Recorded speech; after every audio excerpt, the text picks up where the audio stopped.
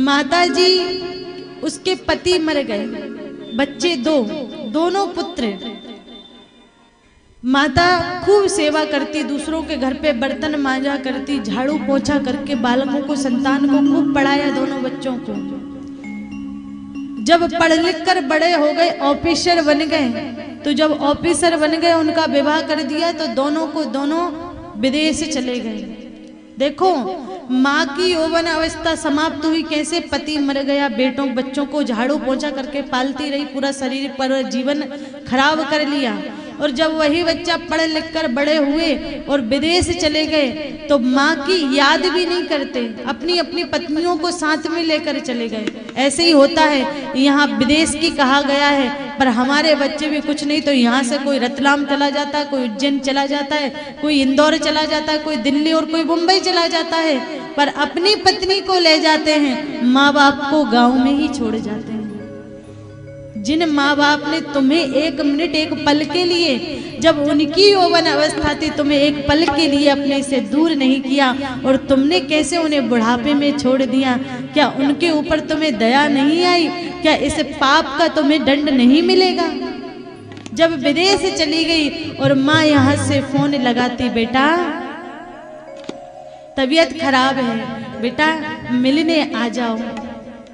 एक माँ बर्तन मांझ के 4 बच्चों को पाल लिया करती है, पर 4 बच्चों से एक माँ पाली नहीं जाती, एक माँ पाली नहीं जाती। बड़ा कहेगा छोटा रखेगा, छोटा कहेगा वो मंझला रखेगा, मंझला कहेगा बिचला रखेगा, परंतु 4 बच्चों से एक माँ एक, और वही माता पिता 10-10 बच्चों को पाल देते हैं। जब फोन लगाया माँ ने, बेटा बहुत तबीयत खराब है, तुम आ जाओ। बड़े को लगाया तो बड़े ने बोला नहीं, कंपनी में बहुत काम है। छोटे ने बोला नहीं, ऑफिस में बहुत काम है, अभी नहीं आ सकता। माँ याद करती रहती अपने बच्चों को। समय बीतता गया और समय बीता, क्योंकि वृद्ध अवस्था थी, अकेली रहा करती थी घर में। एक दिन घर से द्वार लगा हुआ था और आज जो माँ सुबह और शाम फोन लगा दिया करती, बच्चों के पास समय नहीं रहता फोन करने का, बात करने का। 4-5 दिन से जब फोन नहीं आया बेटे के पास, ना बड़े के पास आया, ना छोटे के पास आया। पड़ोसी ने देखा माता राम रोज सुबह सुबह तुलसी पे जल चढ़ाती थी, द्वार खोलती थी, आज तो ना द्वार खोला है ना तुलसी पे जल चढ़ाया।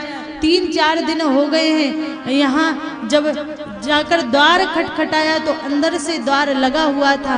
पड़ोसी ने पुलिस को बुलाया, पता नहीं अंदर से दरवाजा क्यों नहीं खुल रहा। और जब दरवाजा तोड़कर देखा गया तो वहां माँ मरी हुई कल्दी पड़ी थी, मरी हुई पड़ी थी। जब बेटे को फोन लगाकर कहा गया आपकी माँ मर गई है, तो उस समय बेटे ने कहा मैं तो विदेश में हूँ, आ नहीं सकता, मैं फोन पर पैसे डाल दूंगा, आप दाह संस्कार कर दें।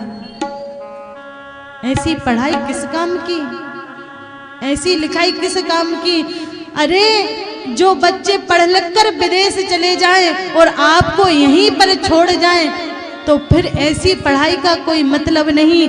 पढ़ाना तो उस पढ़ाई को पढ़ाना कि राम की तरह आपका पुत्र बने, सीता की तरह आपकी पुत्री बने। उससे ज्यादा पढ़ाई देने का कोई मतलब नहीं कि वो संस्कार ही भूल जाए, संस्कार ही भूल जाए।